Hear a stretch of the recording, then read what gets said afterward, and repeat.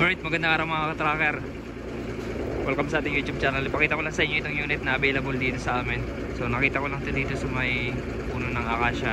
So ito po, sa mga naghahanap po ng Isuzu Elf NKR mini dump truck, ito po yung unit na available namin dito. May plaka na nakarehistro. Ang makina nito ay 4HF1. Assist condition pa ito. Ipaparekon pa natin. So ayan po. Pero na-convert na yung kanyang manabela. Brand new dashboard na. Ito po yung loob nyo. Ayan.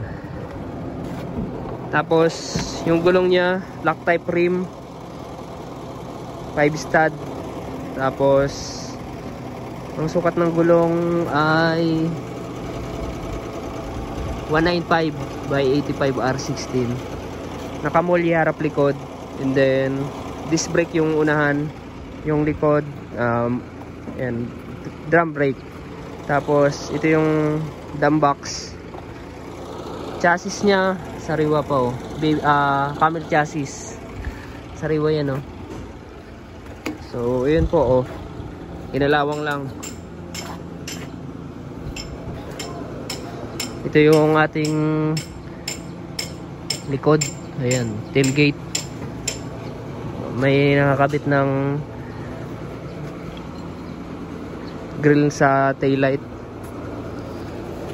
Yung gulong okay pa naman. Reserva. Ayan, ito yung chassis sa kabila. So ito, pwede natin papalitan niya ng I-beam na naka brake drum kung gusto nyo.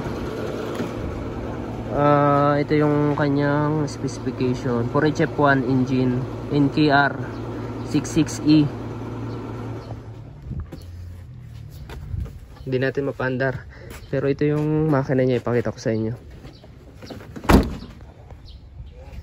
Ito yung makina, 4HF1 inline injection pump, mechanical engine, manual transmission.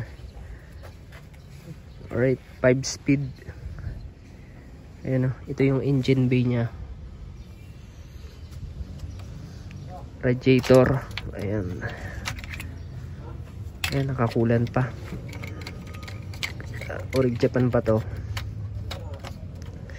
CBU unit po ito mga ka-tracker na dumating dito sa Pilipinas. Ayan, CBU unit.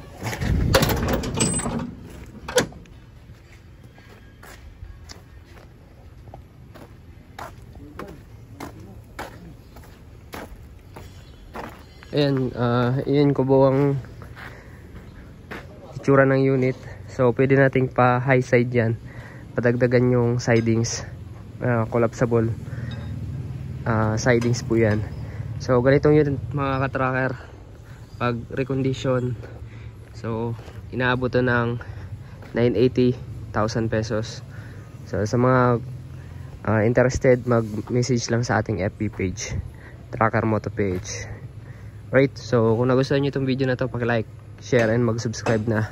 Maraming salamat. God bless. Bye-bye.